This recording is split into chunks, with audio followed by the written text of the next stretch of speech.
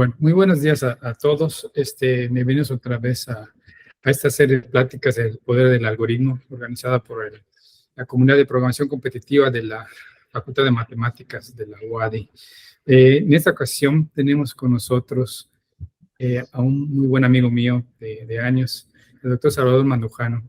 Él es actualmente ingeniero en Google y él dirige el equipo de ingeniería de seguridad para dispositivos y servicios allá en Google.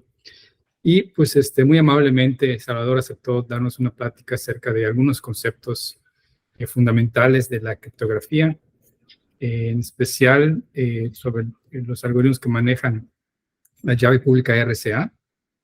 Y creo que también nos va a platicar un poquito sobre el futuro cercano de la criptografía, considerando el advenimiento de las computadoras cuánticas. Bueno, pues gracias, Salvador, y somos todos oídos. Muy bien. Muchas gracias, Víctor. Buenos días a todos. Gracias por conectarse. Y como lo mencionó Víctor, mi nombre es Salvador Mandujano. Yo trabajo en Google, donde soy responsable de un equipo de seguridad. Habemos varios equipos de seguridad en Google. Algunos nos enfocamos en tecnologías de hardware y aplicaciones móviles, etcétera. Otros equipos se encargan de monitorear acceso a sistemas como YouTube, como Gmail, etcétera. Lo que les voy a platicar el día de hoy es relevante a mi trabajo, al trabajo que yo hago aquí en Google. Vamos a hablar de qué es criptografía y vamos a dar un ejemplo de un algoritmo que se llama RSA, que está aplicado a firmas digitales. Si tienen alguna pregunta, por favor, levanten la mano, podemos tomar una pausa y responder a cualquier pregunta. Brevemente, yo trabajé antes de Google en dos compañías, una que se llama Intel, otra es NVIDIA. Son compañías en el área de semiconductores, producen microprocesadores, manejadores de memoria, manejadores de entrada, salida para muchos dispositivos, en particular computadoras personales y servidores. Cuando entré a Google empecé a trabajar con algunos equipos de seguridad, no en el área de dispositivos, sino en el área de pagos y también en el área de aplicaciones maliciosas, lo que se llama malware. Puede ser spyware, puede ser aplicaciones que están tratando de robar tu tarjeta de crédito y otra información personal. El equipo que dirijo ahorita trabaja con varias marcas de productos de Google. Algunos de ustedes habrán escuchado de la marca Pixel, que son teléfonos. Vamos a sacar una tableta también, una tablet, y vamos a sacar ya tenemos el Pixel Watch, tenemos earbuds, son audífonos. Todo eso nos encargamos de que sean productos seguros para el usuario, que sean fáciles de utilizar también. Además de la marca de Pixel, tenemos las marcas de Nest. Nest es una marca de la inteligencia dentro del hogar, dentro de la casa. Tenemos cámaras, tenemos monitores, tenemos termostatos electrónicos e inteligentes. Y también tenemos la marca Fitbit. La marca Fitbit, aquí tengo un Fitbit, son relojes y también lo que llamamos fitness trackers, que son algunas bandas que te permiten ver tu ritmo cardíaco y algunas otras propiedades, nivel de oxígeno en la sangre, etc. Entonces, ¿a qué nos dedicamos nosotros? Vamos a hablarles de nuestro primer objetivo. El objetivo principal de nuestro equipo es desarrollar dispositivos considerando los ataques a los que pueden ser sujetos. Entonces, les platiqué de varios dispositivos que tenemos, ¿verdad? Tenemos algunos que son muy pequeños y que tienen un poco capacidad de procesamiento en cuanto a CPU, y otros que son mucho más complejos. Tienen GPUs, que son unidades de procesamiento gráfico, generalmente utilizadas para aplicaciones de películas, juegos de video, etcétera, que se requieren mucha capacidad de matemáticas, aceleración en el hardware. Cuando ustedes implementan un algoritmo en hardware, va a ser mucho más rápido que si lo implementan en una computadora de propósito personal y solamente lo implementan en software. Entonces, tenemos una variedad de productos. ¿Cuál es nuestro objetivo? Nuestro objetivo es que si ustedes compran, por ejemplo, un teléfono, ese teléfono pueda proteger los datos que ustedes guardan suyos y de su compañía, de su escuela, de manera segura, robusta, y también el código que está en el dispositivo. Si el código que está en el dispositivo puede ser controlado por una aplicación o puede ser controlado si ustedes se conectan a un website, bajan un ejecutable o bajan un archivo y ese archivo contamina, modifica la ejecución de código dentro de su dispositivo, eso es lo que consideramos un problema de seguridad. Los problemas fundamentales de seguridad son la confidencialidad de los datos. Eso quiere decir, no queremos que nadie pueda leer su información sin autorización, que nadie pueda modificar la información que ustedes tienen, incluido el código, sin autorización, y que los sistemas estén disponibles. Si tengo un servidor y el servidor no está funcionando, por ejemplo, estamos tratando de mandar pagos a un servidor y eso no está funcionando, eso es un problema de seguridad porque puede haber pérdida financiera en este caso. Entonces, ¿cuál es el objetivo? El objetivo es que todos estos productos que tienen diferentes sistemas operativos, diferentes CPUs, tienen diferentes tipos de sensores, diferentes radios de Wi-Fi, de Bluetooth, UWB, todos ellos son diferentes. Algunos de ellos Google los diseña y algunos de ellos son diseñados por otras compañías. Entonces tenemos que comparar esta tecnología y asegurarnos de que cuando construimos el dispositivo, cuando ensamblamos todos esos componentes en una sola pieza, incluido el software, todo eso tiene que estar bien pensado para evitar problemas de seguridad. ¿Cómo empezamos este ejercicio de proteger dispositivos de seguridad? Generalmente analizamos amenazas. Hay un modelo que se llama Threat Modeling que trata de anticipar qué tipo de activos, qué tipo de información, qué tipo de datos, qué tipo de propiedad intelectual tenemos que proteger. Todo se deriva de qué es lo que tenemos que proteger. Si ustedes tienen un dispositivo que no tiene nada que proteger, las cuestiones de seguridad pasan a segundo plano. Por ejemplo, aquí estoy en un cuarto, tenemos unos pequeños radios de Bluetooth. Pero ese radio Bluetooth simplemente trata de identificar si hay algún otro dispositivo en la periferia de este cuarto, pero no transmite nada de información, simplemente identifica si hay alguien o no en este cuarto, por ejemplo. Entonces, el punto de vista de seguridad y privacidad, podemos decir que el hecho de que alguien esté en un cuarto es un punto de seguridad, pero el dispositivo en sí no está transmitiendo mucha información. Entonces, el nivel de seguridad para ese dispositivo requerido es más bajo que si, por ejemplo, tenemos una computadora personal, un servidor, un reloj, que en estos días almacena mucha información personal. Entonces, este ejercicio de modelado de amenazas consiste en identificar los activos o los datos o el código que vamos a proteger. Número 2, tiene que considerar qué adversarios, qué atacantes tenemos que considerar. Por ejemplo, si hay alguien, mi vecino, por ejemplo, yo estoy configurando mi cámara para mi casa que está viendo quién se estaciona enfrente de mi casa. Entonces, si hay alguien en la periferia que puede conectarse también a la red desde el punto de vista del rango, por ejemplo, Wi-Fi, si el vecino puede conectarse a la red de Wi-Fi, podría el vecino o alguien tratar de conectarse a mi red para ver qué es lo que qué información fue capturada por la cámara, por el micrófono de la cámara, por ejemplo. Entonces, en mi modelo de amenazas tengo que incluir como adversario a mi vecino, tal vez si soy una compañía como Google, consideramos, por ejemplo, que puede haber abuso de cualquier compañía que nos vende una tecnología. Vamos a decir que yo compro una pantalla o un controlador de touchscreen de cierta compañía, que antes de integrarlo con mi producto, yo tengo que asegurarme que puedo confiar en ese producto y que no va a representar un riesgo a la privacidad y seguridad de los usuarios. Entonces, tengo que incluirlos en la lista de adversarios. Finalmente, tenemos que entonces evaluar qué es lo que podría pasar. ¿Qué podría pasar? ¿Qué tipos de problemas de privacidad, de seguridad y de seguridad física, vamos a decir, quemaduras o un choque, si ustedes van en un carro inteligente, ese tipo de consecuencias tienen que ser anticipadas. De manera que si entonces estamos pensando, ok, puede haber robo de datos, puede haber un daño físico, por ejemplo, estamos diseñando el producto con eso ya en mente. Decimos, ok, vamos a asegurarnos de que el producto siempre se conecta a una red y la red de Wi-Fi siempre tiene que tener un password, siempre tiene que estar protegido, el tráfico siempre tiene que estar encriptado y si no lo está, entonces el dispositivo no se va a conectar y va a mandarle un mensaje al usuario. Entonces, eso es a lo que nos dedicamos.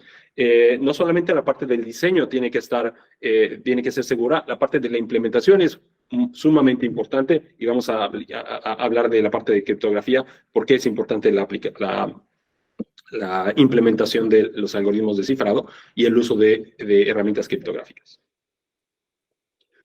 Estos son los componentes muy básicos de un dispositivo electrónico. Son tres de ellos. Uno, el hardware. Estos son los circuitos integrados que están conectados a la tableta de proyecto. El sistema operativo, incluidos componentes que van abajo del sistema operativo. Abajo del sistema operativo tenemos, por ejemplo, algo que se llama el bootloader, que se encarga de precisamente cargar la imagen del sistema operativo cuando el sistema está prendiendo. Y también tenemos las aplicaciones, que son las que controlan la mayoría de la interacción que el usuario tiene con el dispositivo. Ciertamente es el caso en los dispositivos móviles.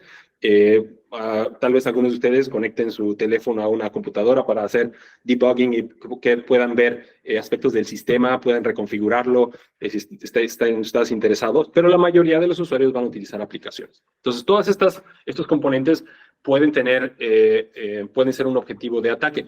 Nosotros lo vemos todos los días. Hay muchos ataques a nivel de aplicación, hay definitivamente muchos ataques a nivel de system software, incluida la capa de red y también la parte de hardware. Entonces, ¿cómo podemos llegar a estos componentes? ¿Cómo alguien podría atacar un dispositivo electrónico? Entonces, tenemos que entender cuáles son las interfaces y cómo el dispositivo está conectado al resto de la red, o cómo el dispositivo podría ser manipulado o usado por alguien que tiene posesión física del dispositivo. En muchos casos, en otros casos puede ser que el dispositivo está cerca, vamos a decir, está a unos metros de distancia, tal vez está en el otro cuarto, tal vez está en el otro edificio, pero yo puedo conectarme a él a través de protocolos de red. Entonces tenemos áreas, nosotros lo que consideramos áreas de ataque, el área de abuso o el área de ataque, incluida la pantalla. Si hay algún cable donde ustedes pueden conectar un cable USB, por ejemplo, para hacer debugging, para depurar, desarrollar código del dispositivo. Eso es un vector de ataque necesariamente. El micrófono también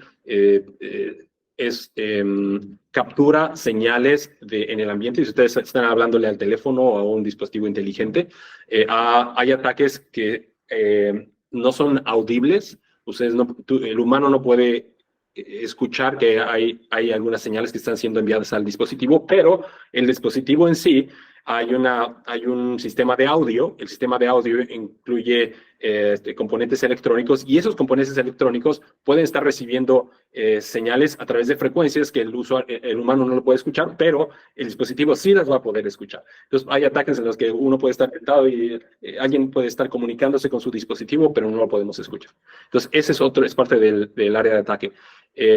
Cualquier cosa que pueden ser, no están expuestos, componentes del dispositivo no están expuestos, pero los podemos exponer, podemos conectarnos a ellos. Por ejemplo, si ustedes desensamblan o abren su computadora o un servidor o un teléfono, van a ver la tarjeta de circuitos, van a ver buses de comunicación y los circuitos integrados en sí, que son los que se encargan de procesar información y también almacenar información. Otros componentes, hay componentes analógicos, por supuesto, también que ustedes los pueden encontrar. Entonces, todos ellos pueden ser algunos de ellos pueden ser utilizados para un ataque, dependiendo del ataque. Si yo quiero robar información que está almacenada en el dispositivo, ese es un tipo de ataque. Si quiero instalar una aplicación o software de manera que pueda estar robando información remotamente, ese es otro tipo de ataque. Si estoy tratando de, por ejemplo, si el dispositivo está bloqueado, vamos a decir que prenden ustedes el dispositivo, tiene un password o tiene un PIN y yo no lo sé, puedo tratar de encontrar la manera de encontrar el password, derivarlo, inferirlo. Y otros componentes que pueden ser accesibles a través de las redes o de protocolos inalámbricos. Estos son protocolos de red. Pueden ustedes, el navegador de Internet, las aplicaciones que se conectan a servidores en la nube, todos ellos pueden ser potenciales vectores de ataque. Entonces, esos son los componentes de los dispositivos que nos tenemos que asegurar son seguros. Entonces, ¿cuál es el problema? El problema real. El problema real es que tenemos todas estas capas de un solo dispositivo y tenemos muchos dispositivos. Entonces, multiplicados, son muchos aspectos que tienen que ser analizados por ingenieros de seguridad, por ingenieros de software, de manera que evitemos problemas, lo que llamamos incidentes de seguridad. Puede ser robo de información. Ustedes, si leen las noticias, de repente escucharán, bueno, hay 1 millón de tarjetas de crédito fueron robadas de un servidor, ¿verdad? Que alguien pudo acceder a ellos, generalmente de manera remota. Nos vamos a hablar un poquito de una de las herramientas que utilizamos para proteger estos dispositivos, que tratamos de utilizar para proteger los datos en particular y el código dentro de los dispositivos, y es la criptografía. Incluye aquí una breve definición de criptografía. Criptografía son métodos, son mecanismos basados en problemas matemáticos y problemas difíciles de resolver desde el punto de vista de cómputo o capacidad de cómputo, que nos permiten proteger activos digitales. Generalmente son archivos, tráfico de red. Entonces, eso es cómo se utiliza la criptografía actualmente. Es una de las herramientas fundamentales en la protección de datos. Si ustedes trabajan en hardware y dispositivos como nosotros, bien, van a utilizar ese tipo de herramientas. Si ustedes trabajan en la nube, también van a utilizar criptografía. Si ustedes están trabajando en capas intermedias, también utilizarán criptografía porque hay muchas aplicaciones de protección de datos. Como yo les decía, evitar que los datos sean modificados, evitar que los datos sean expuestos, sean leídos por alguien sin autorización de manera inesperada. Y la criptografía es una herramienta fundamental. No solamente el algoritmo tiene que estar diseñado de manera apropiada. Hablaba con Víctor hace unos minutos. Hay ahorita hubo una competencia para producir mejores algoritmos de cifrado que sean resistentes a ataques con computadoras cuánticas que veremos en el futuro. Entonces, esos algoritmos tienen que ser evaluados por matemáticos y criptógrafos de manera que tengan propiedades robustas y que no vaya a haber robo de passwords o robo de llaves, como ahorita les platicaré. Entonces, el algoritmo en sí, matemáticamente, desde el punto de vista de estructura, de diseño, tiene que ser seguro. Y también la implementación tiene que ser segura, y estas son dos diferentes áreas de análisis. Hay gente que son especialistas en analizar la implementación de un algoritmo y de cualquier mecanismo de software, y otros que se especializan en el diseño. Entonces, los dos tienen que ser bien diseñados, en el algoritmo bien implementado, de manera que evitemos problemas de seguridad. Hay dos tipos principales de criptografía de las que les quisiera hablar hoy. Hay tipos de algoritmos que no están en esas categorías, pero yo les voy a hablar de dos de ellos que son aplicados a la protección de datos, tanto a nivel, en un volumen muy alto, que son los algoritmos de llave simétrica, y los algoritmos de llave asimétrica, que resuelven un problema un poco diferente, pero los dos se dedican a proteger datos. Tienen un archivo con la palabra hola, con la llave simétrica lo pueden proteger o encriptar, o con llave asimétrica también lo pueden proteger.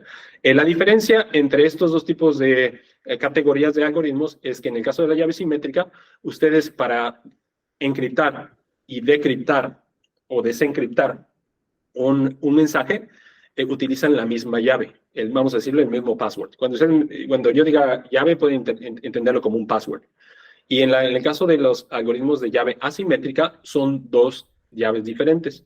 Una es para encriptar y otra es para desencriptar. Entonces, esa es la diferencia. En general, los algoritmos de llave simétrica son mucho más rápidos y los de llave asimétrica son más lentos, pero resuelven un problema muy importante del que les voy a platicar. Lo que les decía, muchos de esos algoritmos están basados en problemas que son muy difíciles de resolver. A un humano le tomaría mucho tiempo resolver uno de estos problemas. Por ejemplo, vamos a hablar de la factorización de productos de números primos, cuando los números primos son muy grandes. Si yo les doy a ustedes el producto de dos números primos muy grandes, la multiplicación de ellos, y les digo, ok, encuentren los factores, les tomaría mucho tiempo. Entonces, hay algoritmos que se basan en esa propiedad. Es difícil que, dado el producto, encontremos los factores de donde viene el producto. En el caso de RSA. Entonces, vamos a hablar de RSA en unos minutos. ¿Algún comentario o pregunta? Muy bien. Bueno, vamos a hablar entonces de las firmas digitales o las firmas electrónicas que se usan todo el tiempo. Si ustedes se conectan a la web, se conectan a una página de internet que está protegida con el protocolo TLS, cuando ustedes ven HTTP y tiene una S al final, eso quiere decir que el tráfico de HTTP está viajando en la capa de transporte dentro de un túnel encriptado que se protege con un protocolo llamado TLS. Y en TLS se utilizan firmas digitales. Entonces, hablamos entonces de los dos tipos de algoritmos, llave asimétrica y llave simétrica. Vamos a enfocarnos en llave asimétrica. Antes de eso, vamos a platicar qué es una firma digital. Una firma digital es un archivo. Es un archivo como muchos de los que ustedes han manejado. ¿Qué tiene el archivo? El archivo está compuesto por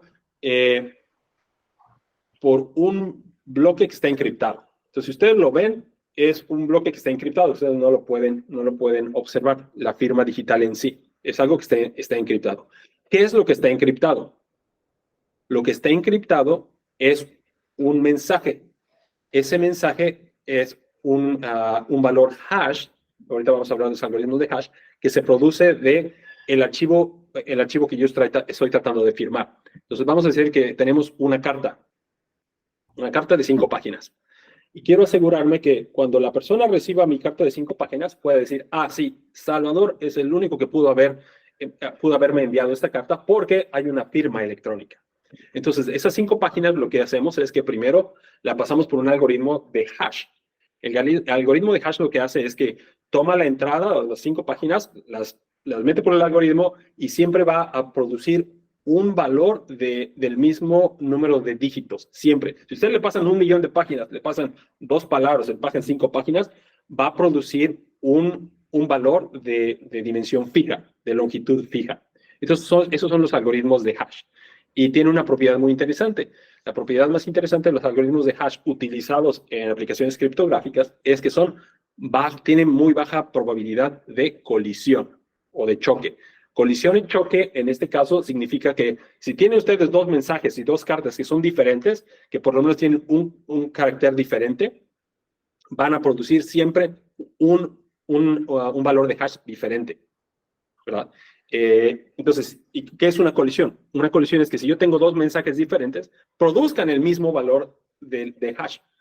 Entonces, hay la función residuo en matemáticas, si se acuerdan de la función residuo, ¿verdad? 5 dividido por 2, residuo 1. Entonces, ese residuo es una función de hash, porque yo le puedo pasar un número, puedo pasar una multiplicación gigante, millones y millones de nombres divididos por vamos a decir, 3, me va a dar un residuo, y ese residuo, se puede utilizar como una función de hash. En el caso de criptografía tenemos funciones de hash que son específicamente funciones que tienen probabilidad de colisión o de choque muy baja. Entonces, esa es la firma digital, ¿verdad? Tienen ustedes un archivo del que ustedes quieren asegurarse. La persona que lo recibe puede darse cuenta que, 1, vino de ustedes, y número 2, que no fue modificado. Esas propiedades son fundamentales en la criptografía, fundamentales. Nos han ayudado en los últimos 30, 40 años a proteger información. Entonces, de eso vamos a hablar un poquito más. Entonces, ¿qué es la firma digital que pusimos aquí? Es, número 1, el hash del mensaje, vamos a decir el hash de la carta, y luego lo encriptamos. Entonces, esa es la firma digital. A la salida de la función de hash, que va a ser el valor de hash, la encriptamos con un password, con una llave. Y eso es lo que es la firma digital. Aquí incluí la definición de colisión o de choque al final, hasta abajo, que dice, si los mensajes 1 y 2 son diferentes, si los pasamos cada uno por una función de hash, nos va a producir el mismo valor. Entonces, es una colisión, y eso es un problema muy grande. ¿Por qué? Porque significa que tal vez 2 cartas que son diferentes podrían producir la misma firma digital, y la persona que lo recibe podría decir, esta carta vino de Salvador, cuando en realidad fue creada por alguien más. Pero porque la función de hash tiene colisiones y tiene problemas de colisiones, esto puede ser posible. Entonces, las funciones que utilizamos en criptografía son muy, muy bajas en la probabilidad de colisión. Hay una muy famosa que se llama SHA-256, SHA-256, que produce valores de hash de 256 bits. Siempre produce 256 bits, independientemente de qué información le pase. Entonces, bueno, vamos construyendo pieza por pieza. Entonces, esta es la firma digital, que es un archivo que incluye el hash y que está encriptado con una llave. Este es el ejemplo que les decía. Hay una función segura de hash que se llama SHA-256 y siempre produce un valor de 256 bits, que son 64 bytes. Por ejemplo, aquí, si usted le pasan la cadena hello, les va a producir ese valor. ¿Cuántos bytes tiene? 64. 256 bits. Si ponen hello, hello, hello, les va a pasar un valor diferente, pero siempre esa dimensión. Como se dan cuenta aquí, siempre son 64 bytes, que es una característica muy útil. Entonces, ¿qué hacemos entonces cuando estamos tratando de enviar una firma digital? Tenemos un mensaje, la persona que lo va a enviar tiene que enviar el mensaje encriptado y tiene una llave. Entonces vamos a decir que nosotros decíamos que la firma digital es un archivo que está encriptado. ¿Con qué está encriptado? Está encriptado con un password. Si yo le envío este mensaje encriptado a la persona que lo va a recibir, ¿cómo lo va a decriptar? Necesita una llave. ¿Y cómo le puedo hacer? Podría yo enviarle la llave, pero si le envío la llave, si ahí tengo un atacante como ustedes ven en la nube, esa persona va a recibir tanto la llave como va a recibir el mensaje. Entonces, eso no puede funcionar. No puede funcionar. Podría entonces yo encontrar la manera de enviarle la llave, por ejemplo, se la copian en un dispositivo USB, se lo mandan por correo. De manera que tal vez el archivo, si se lo mando, la carta, el documento, se lo mando por internet en correo electrónico, si alguien lo atrapa, lo captura, puede capturar el mensaje, pero no va a capturar la llave, el password que yo estoy tratando de utilizar para que la persona pueda verificar que recibió este mensaje de manera auténtica. Entonces, la manera en la que una persona puede recibir y puede verificar que la autenticidad y la integridad del archivo no fue modificada tienen que tener una llave correspondiente. Pero si le envío la misma, tengo que mandarle la llave, la misma llave con la que encripté a la persona para recibirlo, tengo un problema muy grande porque vamos a decir que estamos en diferentes continentes. Entonces es un problema muy, muy, muy complicado. Entonces los algoritmos de llave asimétrica, como les decía, utilizan dos llaves. Una llave es privada y una llave es pública. La llave privada es la que yo utilizo para encriptar y no se la doy a nadie. Encripto mensajes y la guardo. Y la llave pública, el algoritmo hace que sean correspondientes. Es decir, tengo una llave pública que corresponde a la llave privada. Esto el algoritmo los produce y lo vamos a ver ahorita cómo lo produce. Entonces, la llave pública, esa sí se la puedo enviar a cualquier persona. Puedo ponerla en mi página de internet, puedo mandarla en Twitter, puedo hacer lo que yo quiera con ella. Porque es la llave que alguien va a utilizar para verificar que yo generé esa firma digital. La manera en la que la produzco es que antes de que yo vaya a generar una firma digital, genero mis llaves. Genero mi llave pública y mi llave privada. Vamos a decir que yo le quiero mandar una carta, un mensaje a Víctor. Le mando mi llave pública y le digo, Víctor, esta es mi llave pública. Y te enviaré mi carta con una firma digital en 2 días. Cuando yo le mando ese documento con la firma digital, Víctor entonces puede utilizar esa llave pública, que cualquier persona la puede tener, pero se puede utilizar solamente para verificar. No puede utilizarse para encriptar mensajes, ¿verdad? Entonces, la función de esa llave pública es verificación. Y la función de mi llave privada, que no comparto con nadie, es generar esos archivos cifrados, que son las firmas digitales. Ese es el gran problema que algoritmos de llave asimétrica resuelven. Nosotros utilizamos, y muchos en la industria, algoritmos, hay unos que son de algoritmos de curvas elípticas.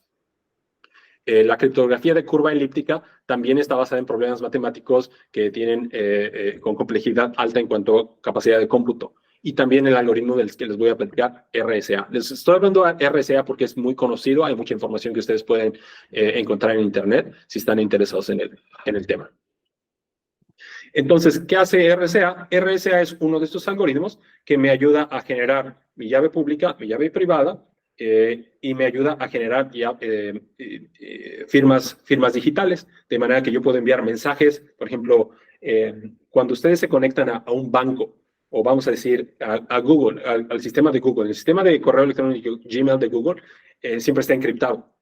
Entonces, cuando ustedes se conectan al sistema, el tráfico que va a estar va a ser recibido desde su computadora y que los servidores están mandando a su computadora y ustedes mandan a los servidores, está encriptado y esos algoritmos, esos protocolos de red, tienen componentes criptográficos, de manera que se crea un túnel de datos que no puede ser expuesto fácilmente. Y utilizamos protocolos como TLS. TLS, ustedes pueden leer, es un protocolo muy útil, es el protocolo de red de seguridad más importante del mundo y se basa en el uso de algoritmos de llave pública, que son estos o asimétrica, perdón, se llama asimétrica o pública también. Entonces, bueno, vamos a hablar de RSA. Entonces, RSA es un algoritmo fue creado hace varios años, hace muchos años diría yo. Ha sido muy poderoso, ha sido adaptado y utilizado por muchos tipos de aplicaciones. Entonces, ¿en qué se basa el algoritmo de RSA de llave asimétrica? ¿Qué es lo que vamos a hacer en criptografía? Vamos a encriptar un archivo, ¿verdad? Encriptar datos. El mensaje de entrada puede ser un M, puede ser una carta, un documento o una foto, ¿verdad? Entonces, el mensaje M no está cifrado. La salida que va a producir el algoritmo de RSA es un archivo encriptado o cifrado. Cifrado y encriptado significan lo mismo. Entonces, entrada M, salida C. Vamos a encriptarlo con RSA. ¿Cómo le hacemos? Primero, tenemos que producir dos números primos muy, muy grandes. En el caso de ahorita las firmas de RSA que utilizamos, las llaves de RSA o los passwords que utilizamos son de 3096 bits. ¿Verdad? Hay de 2048, de 1024, pero algunos de ellos, si son muy pequeños, pueden ser más fáciles de atacar desde el punto de vista de implementación. Entonces, entre más bits tiene en su llave, entre más grande la llave es, más seguro el protocolo se vuelve. Entonces, generamos dos valores primos, P y Q. Definimos un número n, que le vamos a decir que es el módulo de la operación que ustedes van a ver allá abajo. Y hacemos la multiplicación de P y Q. Nuevamente son números primos muy grandes. Tenemos un exponente E y para cifrado y un exponente D de descifrado o para decriptar. Y estas dos, en los últimos dos puntos aquí, son las propiedades fundamentales de RSA. Si tenemos E y D, si multiplicamos E y D, el resultado es el residuo número 1. El residuo es 1. ¿En qué base? La base de P-1, el número primo menos 1, que va a ser necesariamente un número par, y Q-1, que necesariamente va a ser también un número par. Si multiplicamos estos, calculamos el valor de multiplicación de E y D con esta condición, entonces podemos crear una llave pública y una llave privada. La llave privada que ustedes van a utilizar es el valor D, que es el exponente de decripción. Y la llave pública que ustedes van a poder compartir es un par de valores. Es el módulo, que es la multiplicación de P y Q, y también el exponente descifrado, que es E. ¿Okay? Entonces, así es como se generan las llaves públicas. Si ustedes ven una llave pública, ahorita en Internet pueden buscar llave pública de, póngale una universidad o lo que sea, o de algún profesor. Ustedes van a encontrar muchísimas. ¿Y qué es lo que tiene entonces dentro de esa llave pública? Tiene el valor N y el valor E en un formato que está basado en el algoritmo de firma digital que fue utilizado, que hay algunos para RSA. ¿Cómo entonces encriptamos y cómo desencriptamos o decriptamos? La encripción es una exponenciación del mensaje M a E, porque que dijimos que E es el exponente de descifrado. Módulo N, que es el producto de P y Q. Y para desencriptar, ¿qué necesitamos? ¿Quién necesita desencriptar? Desencriptar a la persona que tiene que verificar la llave digital. Entonces, necesariamente necesita acceso ¿a qué? A la llave pública, ¿verdad? Entonces, ¿qué tiene la llave pública? La llave pública dijimos que tiene N y E. Entonces, lo que va a hacer la persona es que va a utilizar N y D con el mensaje cifrado C. Entonces, para hacer decripción, el mensaje M, que es el que va a poder ser validado, y van a decir, ok, si encuentro M, quiere decir que la firma digital corresponde al mensaje que yo recibí. Entonces, ustedes tienen la firma digital, que es el mensaje cifrado, que es C, ¿verdad? Entonces, C es el mensaje cifrado. Lo elevan a la potencia D y calculan el módulo o el residuo en base N, que es el producto P y Q. Como la llave pública incluye N y E, ustedes Ok, perdón, está al revés. Para hacer RSA encryption, lo que ustedes tienen que hacer es la verificación del mensaje, multiplican el mensaje lo elevan a la potencia E, hacen un módulo N y encuentran el mensaje C. ¿Qué significa en este caso romper el algoritmo de RSA? Romper el algoritmo de RSA significa poder encontrar los valores de estos números primos de longitud muy grande que producen el valor n. Si ustedes encuentran una manera rápida de calcular esos valores primos, por ejemplo, usan un ataque de fuerza bruta. Fuerza bruta es tratar todas las combinaciones posibles. Y con computadoras binarias con las que tenemos, van a tardarse, dependiendo de la longitud de la llave, pueden tardarse algunas semanas o algunos años. Entonces, ese es lo que significa romper el algoritmo a nivel puede ser de implementación o incluso a nivel de diseño, porque estamos tratando de encontrar de manera por fuerza bruta los factores que constituyen la llave y de esa manera podríamos entonces encriptar otros mensajes.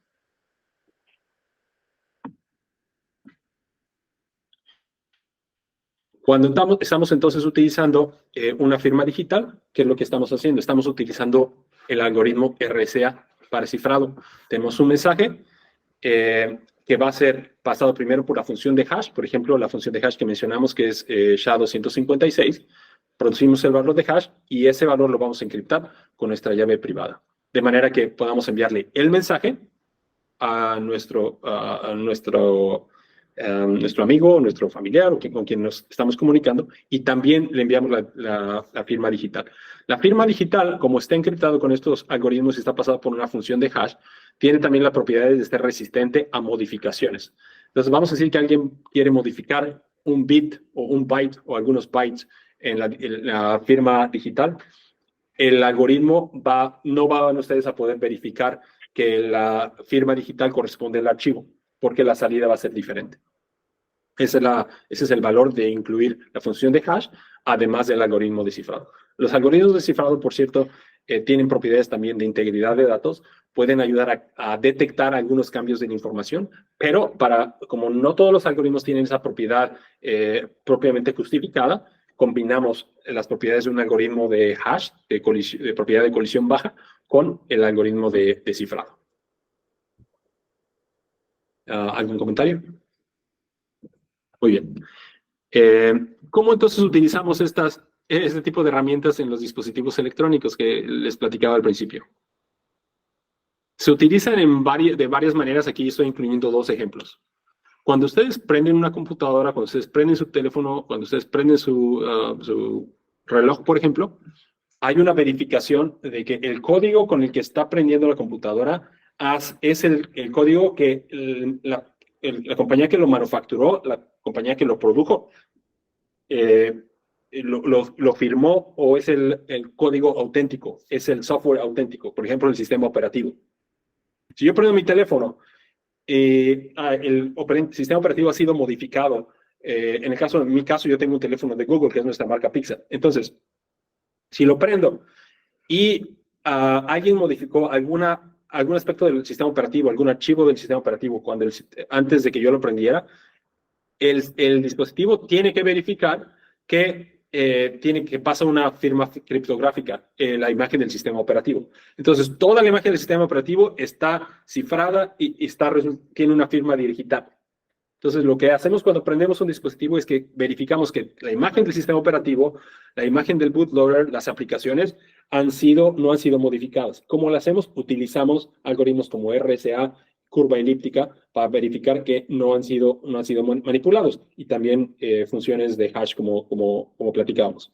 Entonces, ¿cómo le hacemos? ¿Cómo podemos, con esta imagen que tenemos aquí, cómo le hacemos para verificar la firma digital? Lo que hacemos es que en el dispositivo mismo hay un tipo de almacenamiento que se llama fusibles electrónicos. Entonces, un fusible electrónico en un dispositivo como este es un tipo de memoria a la que ustedes pueden escribir una vez solamente. No pueden volver a escribir y cambiar los datos. Se llama one-time programmable. Una vez, ustedes pueden programar un valor una sola vez.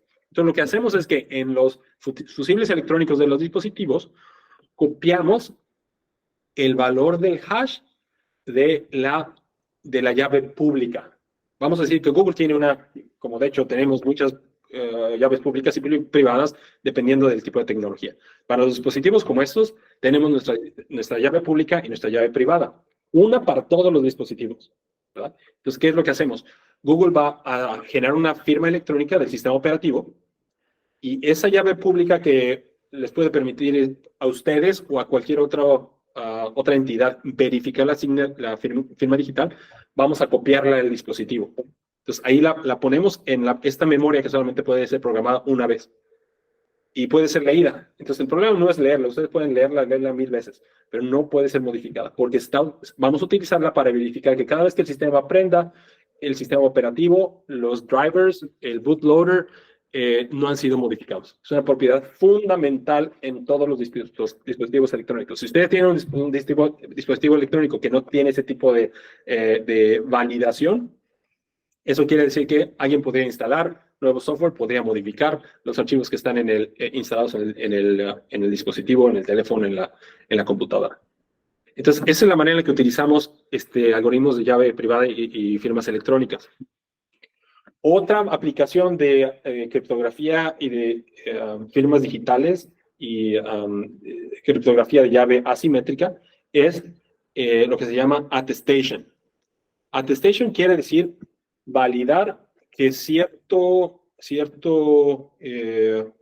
datos vienen del dispositivo directamente. Entonces, ¿qué hacemos? Los dispositivos, como este teléfono, tienen CPUs, tienen núcleos de ejecución. Y muchos de esos dispositivos electrónicos físicamente tienen un identificador. Vamos a decir que ustedes han visto los números seriales de un producto, de un aparato, ¿verdad? Son varios dígitos, no sé, 20 dígitos. Entonces, ese número serial está guardado en el dispositivo, en el CPU, en el microchip. Ese valor no cambia. Físicamente es muy, muy, muy, muy, muy difícil cambiarlo. Entonces, identifica al producto. Vamos a decir que es el número serial.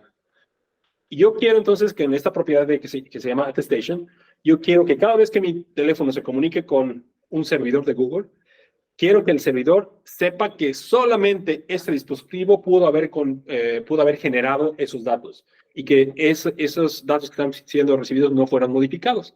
Entonces, es una aplicación directa de la criptografía. ¿Qué es lo que hacemos?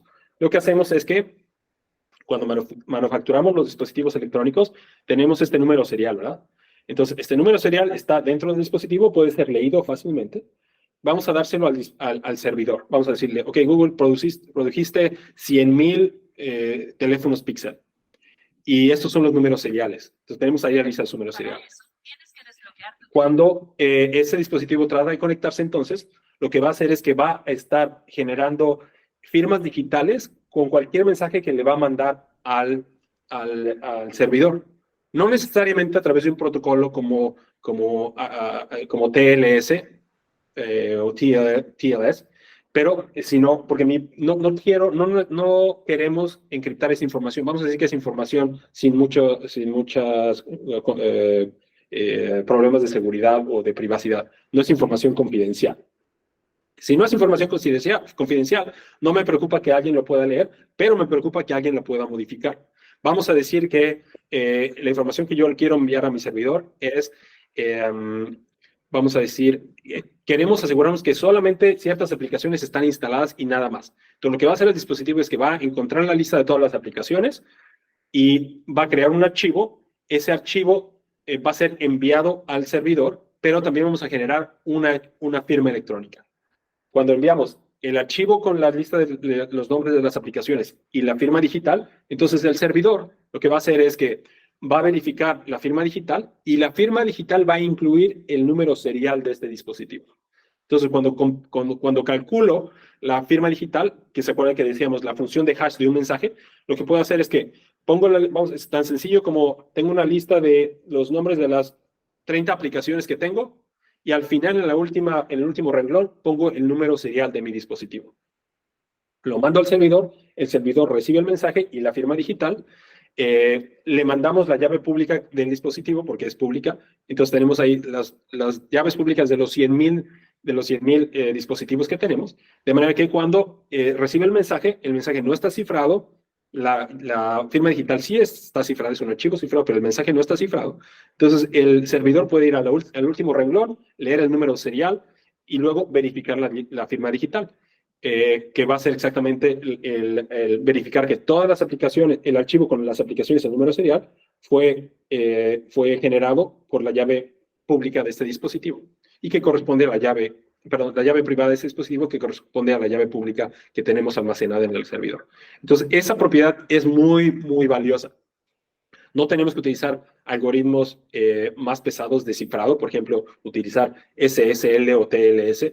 SSL es la versión antigua de TLS. No tenemos que utilizar ese canal que es mucho más costoso de mantener, porque en este caso no tengo que proteger la información en cuanto a confidencialidad. Solamente tengo que protegerla en cuanto a modificación de datos y autenticidad. Yo quiero que el servidor pueda verificar positivamente que el dispositivo del que recibió la información fue el que produjo estos datos. Entonces, esas son dos aplicaciones en los dispositivos electrónicos. Los utilizamos todo el tiempo. Dispositivos, ahorita vamos a tener nuestra conferencia en algunos días de Google, se llama Google I.O., Google I.O., y vamos a presentar muchas tecnologías. Puedo garantizarles que esas tecnologías que tenemos utilizan criptografía en diferentes facetas. Tenemos un par de filminas más. Número uno, ¿cómo se ha atacado al algoritmo RSA, el algoritmo criptográfico RSA? Una manera en la que se ha atacado es a través de ataques físicos. Los ataques físicos son aquellos en los que se requiere acceso a una propiedad física del dispositivo, ya sea la posición física o ya sea poder, por ejemplo, evaluar el consumo de energía del dispositivo. Si yo puedo monitorear cuánta energía está consumiendo un dispositivo en algún momento en el tiempo, vamos a decir que está ejecutando una encripción, y evalúo cuánta energía estaba siendo consumida durante la encripción del mensaje o la decripción del mensaje, puede haber maneras de derivar algunos bits de la llave con la que estaba el mensaje siendo cifrado o descifrado. Entonces, una manera son ataques físicos, y en nuestro equipo de trabajo hacemos parte de ese tipo de ataques físicos.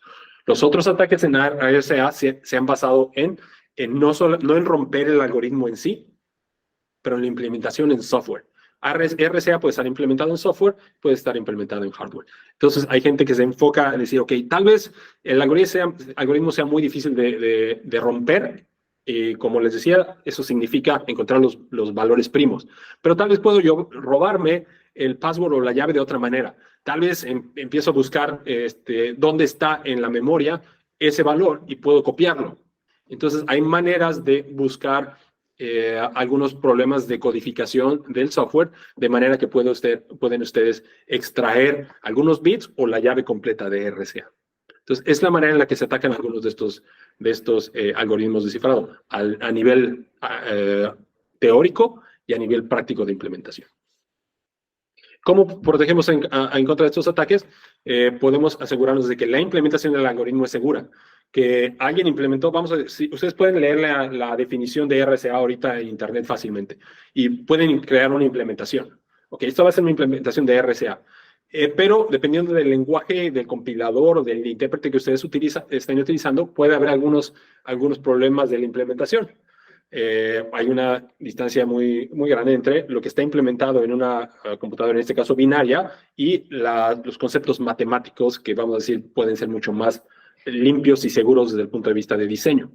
Entonces, cuando ustedes ven la implementación en VLSI, que es para diseñar hardware, o Java, o C, o Go, o R, hay aspectos del lenguaje que pueden hacer vulnerable la implementación. Entonces, ustedes se pueden asegurar que tienen una implementación segura, revisando el código de la implementación, pasándose a sus compañeros. Lo que se recomienda en el caso de algoritmos criptográficos es no implementar crear su propia implementación, pero utilizar implementaciones que son confiables. Y de hecho hay varias. Generalmente son aquellas que han sido validadas por expertos. Otra manera de proteger la implementación de un algoritmo como RSA es romper esa dependencia entre, por ejemplo, el consumo de energía o el tiempo que le toma al algoritmo producir un resultado porque si ustedes conectan estos dos, ustedes conectan el algoritmo, la ejecución del algoritmo con la energía eléctrica que se está siendo consumida, las emanaciones electromagnéticas del dispositivo que se producen cuando ustedes están produciendo un cifrado o un descifrado. Si hay una conexión entre estos dos, puede haber maneras de que ustedes digan, ok, ya sé, porque ahorita hubo este pico de consumo de voltaje, eso significa que el byte número 5 de la llave es un 11111, por ejemplo. Entonces hay que romper esa dependencia y hay maneras de hacerla con algunas técnicas de máscara de cifrado, por ejemplo. Pueden cambiar las llaves, temporalmente, cada mes o cada año, dependiendo del tipo de aplicación. Pueden ustedes crear, en el caso de ataques físicos, pueden crear poner en el microchip, lo pueden cubrir con ciertos adhesivos, ciertas sustancias que impiden a las señales electromagnéticas propagarse de manera más efectiva y clara. De manera que si alguien está monitoreando propiedades electromagnéticas, no pueda tener información de alta calidad. Para terminar rápidamente, ¿a dónde vamos en el futuro con la criptografía? En particular, algoritmos de firma digital como RSA. RSA tendrá que evolucionar y seguramente será reemplazado por otros algoritmos. El año pasado, el Instituto NIST organizó una competencia, que es así como se definen muchos algoritmos cifrados, una competencia mundial de algoritmos que serán resistentes o que pueden ser resistentes a computadoras cuánticas. En algunos años esperemos tener capacidades de cómputo cuántico de manera comercial vamos a tardar muchos años, pero tal vez haya aplicaciones prácticas, vamos a decir 10 años. Entonces, los algoritmos cuánticos se espera que sean muchísimo más rápidos, miles de veces más rápidos que una computadora binaria. Entonces, lo que representa esa velocidad para la criptografía es que algunos de esos problemas que hoy consideramos difíciles de resolver con una llave muy larga o mediana, van a poder ser resueltos con computadoras cuánticas. Entonces, no podemos seguir utilizando ese mismo tipo de tecnología.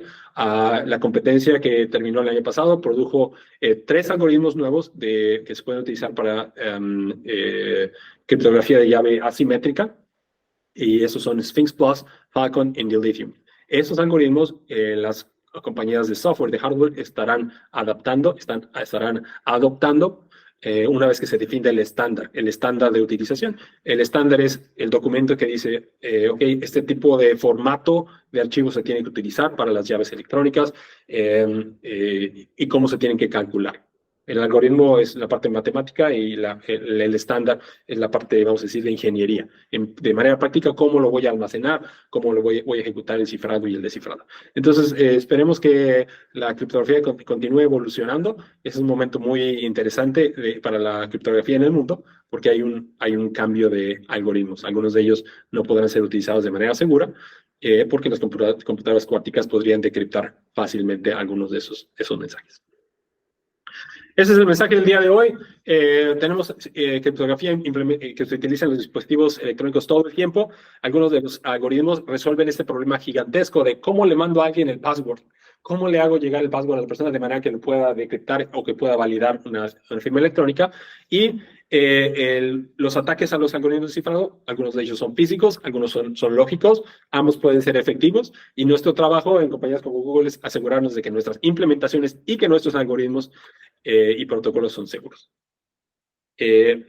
Gracias por su atención. ¿Alguna pregunta que puedan tener? Con gusto la resolvemos. Muy bien, muchas gracias, Salvador. A ver, no sé si hay alguna pregunta. Yo tengo varias, pero no sé si quiere comenzar alguien con alguna pregunta. Bueno, me voy a arrancar con una pregunta, a ver si se van animando posteriormente. Bueno, ahorita comentaste, ¿no? Que ahorita en el futuro reciente, más cercano, perdón, ya están trabajando con algoritmos de encriptación, considerando las computadoras cuánticas, ¿no? Una pregunta que me surge es, ¿cómo prueban estos algoritmos cuánticos? ¿Solamente es un no sé, tienen como una máquina virtual donde prueban, no sé si Muy buena funcionó o no funcionó, o matemáticamente es el análisis matemático nada más. Matemáticamente. Sí, ahorita es matemáticamente con tienes que asumir cierta velocidad, ¿verdad? Vamos a asumir vamos a decir que la computadora cuántica va a ser 10,000 veces más rápida que una binaria. Entonces, cuando ya sabes que tienes ese tipo de capacidad de procesamiento, puedes decir, ok, eso significaría que mi algoritmo actual va a ser resuelto en 2 minutos en lugar de 3 años.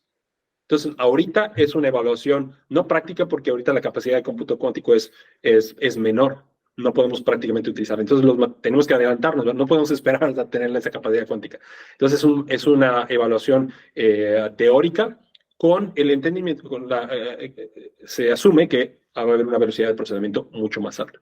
En el futuro, cuando haya computación cuántica disponible a compañías, individuos, habrá una manera más práctica de evaluar.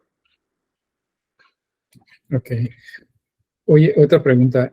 Bueno, a mí el tema que me interesa, por sobre todas las cosas, actualmente es Machine Learning. Entonces, ¿hay investigación que se esté realizando en cuanto a criptografía y Machine Learning? No sé, bueno, en Machine Learning se habla hasta de cómo hackear un modelo, ¿no?, de Machine Learning para desbloquear teléfonos o cualquier otro sistema, ¿no? ¿Hay investigación, digamos, que considere relevante mencionar? Muy, muy buena pregunta. No puedo comentar al respecto al uso de Machine Learning para criptografía o, por ejemplo, evaluar o incluso romper algoritmos de cifrado. Lo que te puedo decir es que el uso de modelos generativos, los modelos de lenguaje grande, Large Language Models, tiene aplicaciones muy variadas, que estamos viendo ahorita en muchos tipos de aplicaciones y que transformarán la manera en la que interactuamos con las computadoras, la manera en la que escribimos código, la manera en la que utilizamos nuestro tiempo en la escuela para escribir, redactar, programar. Pero en particular va a haber avances muy importantes. Los hay ahorita y los seguirá habiendo. Ok. Qué lástima que no puedas comentar. Pero entiendo la situación. Otra pregunta, más desde el punto de vista de nuestros estudiantes, ¿no? Aquí, como sabrás, bueno, a ti te invité hace algunos años, ¿no?, para que nos des una plática a nuestra recién creada, entonces, Ingeniería en Computación. Sí. Para un muchacho que está ahorita estudiando la carrera y le interesa el tema de encriptación, criptografía, de seguridad, ¿qué recomendarías, considerando, digamos, aquí en México, no sé qué tantos grupos de investigación hayan, y digamos, un chavo que quiera llegar a ser como tú, Salvador, que quiera ser ingeniero en seguridad en Google, ¿qué le recomendarías a nuestros estudiantes? Ok, dos partes de tu pregunta. Número uno, en cuanto a criptografía, el área de criptografía y las matemáticas en general ahora tienen una aplicación mucho más vasta que hace 30 años. Hace 30 años tendrías que ser un profesor, tal vez un estadista en alguna institución gubernamental. Ahorita los matemáticos tienen oportunidades muy grandes, incluidas ciencias computacionales y aplicaciones como ingeniería de dispositivos electrónicos. Entonces, la manera generalmente la criptografía se estudia como un posgrado, tal vez una maestría, tal vez un doctorado, porque tal vez en los 4 o 5 años que tienes en la carrera no tengas la oportunidad de enfocarte tanto en un área. Entonces, se estudia generalmente como un posgrado. Ahorita hay mucho más información en criptografía y protocolos de seguridad en todo el mundo. En universidades mexicanas, universidades de otra parte del mundo tienen especialistas en esta área. Estábamos hablando hace rato del doctor Mesh, que conocimos en el TEC de Monterrey. Él daba clases de cifrado y es su área de oportunidad. En otras universidades también lo sabrá. Entonces, esa es una manera de volverse un especialista. La parte de criptografía tiene un componente teórico muy importante en comparación con lo que nosotros le llamamos sistemas. Cuando eres un especialista en sistemas, eres mucho más práctico. Sabes conectar redes, mantener servidores, etc. La parte de un ingeniero de criptografía o un científico de criptografía es mucho más teórica, pero la parte computacional es también fundamental. Entonces, si combina uno la parte de ciencias computacionales, ingeniería en computación con criptografía, es algo que muy naturalmente va de la mano uno de la otra. Entonces, yo recomendaría la parte de la educación. En la parte de la educación, si alguien tiene interés en esta área, que es una hermosa área de investigación, es un área de las matemáticas con aplicaciones increíbles. Hay gente que trabaja en gobiernos, hay gente que trabaja en universidades y hay gente que trabaja en instituciones comerciales, compañías el sector corporativo como el nuestro. Nosotros tenemos criptógrafos, tenemos un excelente grupo de criptógrafos en Google que tienen especializaciones diferentes. Algunos se especializan en el hardware, algunos en servidores, algunos de ellos en otro tipo de aplicaciones. Y en cuanto a la evolución de la carrera, ahorita la gente que estudia computación tiene un futuro potencialmente muy exitoso, incluso con el advenimiento de modelos de ML, de Machine Learning y de inteligencia artificial. Porque las habilidades son transferibles. Si ustedes son un ingeniero de software, vamos a decirlo en Yucatán, pueden ser el mismo ingeniero de software en Oaxaca, en el Distrito Federal, en Monterrey, en Silicon Valley o en Japón. Porque los lenguajes, las herramientas, los compiladores son los mismos. Entonces, si ustedes quieren trabajar en una compañía como Google, nosotros tenemos una oficina en el Distrito Federal en México, en Brasil y en otras partes del mundo. Somos una compañía transnacional. Número uno, necesitan el conocimiento. Número uno, el conocimiento de programación, de matemáticas en el caso de criptografía y el conocimiento del idioma inglés. Esos son fundamentales. Nosotros entrevistamos y contratamos gente todo el tiempo. Y no importa, yo les digo con toda certeza, no importa de dónde viene el ingeniero, si viene de Angola, viene de Yucatán, o viene de Rusia, o viene de China. Si la persona tiene la habilidad de comunicarse con nosotros, responder a las preguntas que tenemos durante la sesión de entrevistas, esa persona va a tener una oportunidad. Mucha gente ahorita puede trabajar de manera remota, entonces ni siquiera la persona a veces se tiene que mudar a trabajar en Florida o trabajar en Monterrey. La persona puede hacer su trabajo desde donde está, y yo lo veo todo el tiempo en compañías como Google que son muy flexibles. Entonces, la educación académica, la preparación y el conocimiento es número uno. Si ustedes hablan muy bien inglés y tienen mucha iniciativa, pero les falta la parte técnica, compañías grandes, si quieren ustedes un trabajo de ingeniería o de ciencia o de investigación, necesariamente necesitan esa parte. Un grado universitario es necesario. Algunas posiciones requieren una maestría, muy pocas un doctorado. Entonces, eso es el número uno. Número dos, la habilidad del idioma, absolutamente. Inviértanle si están interesados, ni siquiera en trabajar en Google. Dios en su vida, en la vida cotidiana, les abrirá muchas puertas el poder hablar y entender inglés de manera eficiente. Entonces, esas son las recomendaciones que yo tengo. Sean flexibles cuando empiezan la carrera. Traten de encontrar un trabajo que les permita aprender.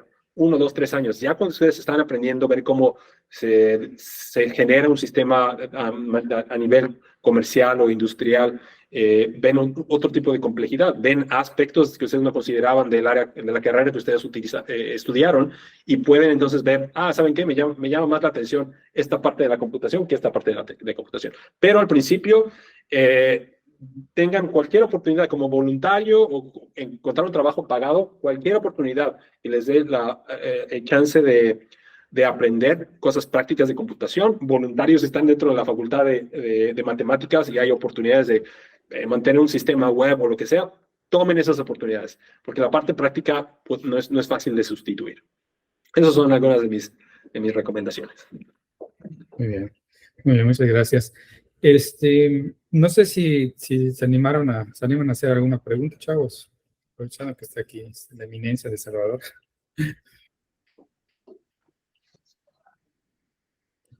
Si no es así, pueden mandarme este correo electrónico. Mi correo electrónico lo tiene el doctor Uc. Con gusto, contáctenme. Hay oportunidades cada año de internships o programas de becarios aquí en Google. Este año, por las condiciones económicas, macroeconómicas, el número de posiciones es menor, pero recibiendo gente estudiantes de todas partes del mundo, de todo tipo de universidades. Si ustedes van a la página de carreras de Google y ven, será en Estados Unidos el internship seguramente, o tal vez sea en país europeo, pero ustedes pueden enviar su solicitud, manden el currículum, qué es lo que están estudiando, qué áreas les llama la atención, manden el tipo de proyectos en los que ustedes han trabajado. Si les dejan una tarea, el profesor les dice, ok, tienen que implementar este algoritmo, menciónenlo en su currículum. Yo implementé este algoritmo en este tipo de ambiente para ese tipo de aplicación.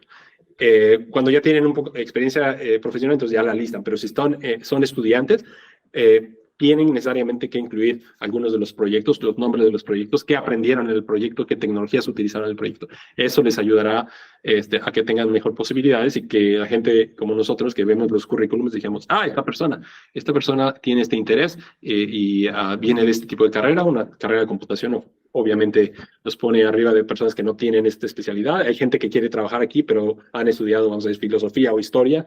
Entonces, alguien que ha estudiado matemáticas o ciencias computacionales, ingeniería en computación, obviamente tiene posibilidades más altas de pasar a las entrevistas. Muy bien. Oye, Salvador, finalmente, no sé si quisieras comentarnos sobre el libro que vas a publicar en Con los gusto. próximos días, o ya salió publicado. Por supuesto. Sí, yo creo que va a ser publicado alrededor del final del año, vamos en noviembre, diciembre. Es un libro que no se basa en criptografía, habla del uso de aprendizaje automático, machine learning, aplicado a la identificación de aplicaciones móviles en Android que pueden ser maliciosas. Estábamos hablando de aplicaciones de spyware, aplicaciones que pueden tratar de bajar nuevas aplicaciones en dispositivos sin que ustedes estén bajando ese tipo de aplicaciones. Entonces, el volumen de aplicaciones móviles en el mundo, en la página de aplicaciones de Google, que es Google Play, de donde ustedes bajan las aplicaciones de Google, tenemos miles en miles de aplicaciones o archivos. Se llaman APKs, son los archivos donde viene la aplicación. Es un archivo comprimido zip. Entonces, lo que hicimos nosotros es que escribimos un libro de cómo se utilizan diferentes algoritmos de machine learning para identificar algunas de esas aplicaciones, sin que yo tenga que manualmente abrir aplicación por aplicación y de compilarla y ver qué es lo que está haciendo. Eso es muy difícil. Entonces, el uso de machine learning ha sido muy positivo para la detección de ese tipo de abuso. Entonces, escribimos un libro con gente del sector académico. Hay un profesor de la Universidad de Northwestern, hay gente de Google, hay gente de Facebook, bueno, ahora se llama Meta, hay gente de Meta y una profesora de Estados Unidos que está con nosotros. Entonces somos varios autores. Esperemos este libro sea del agrado de los lectores, pero estará disponible creo que en Amazon en un par de meses. Yo ahí en la página de LinkedIn, si ven mi página de LinkedIn o tienen una cuenta, mándenme ahí un mensaje y cuando ya esté el libro disponible para la venta y se los mando. Pero sí, esperemos que sea del agrado de los lectores. Si alguien lee ese libro y lo lee 2, 3 veces, va a tener muchas posibilidades de conseguir un trabajo en el ambiente de antivirus y de malware, porque creo que hicimos un buen trabajo describiendo el uso de machine learning y los problemas en los que se puede aplicar, en este caso de Android. Pero sí, manténgase al tanto les mantengo al tanto de las noticias. Ok, excelente, muy bien. Yo voy a estar pendiente del libro de Salvador. Bueno, pues muchas gracias, Salvador. No sé si tengan preguntas, yo creo que ya nos animaron. Pero pues muchas gracias, Salvador, por la plática. Esta grabación que estamos haciendo, bueno, va a estar finalmente en YouTube. Así que posiblemente si nos están viendo desde el futuro, que nos pueden mandar mensajitos, ¿no? Para ponernos en contacto con Salvador. Perfecto. Bueno, pues muchísimas gracias.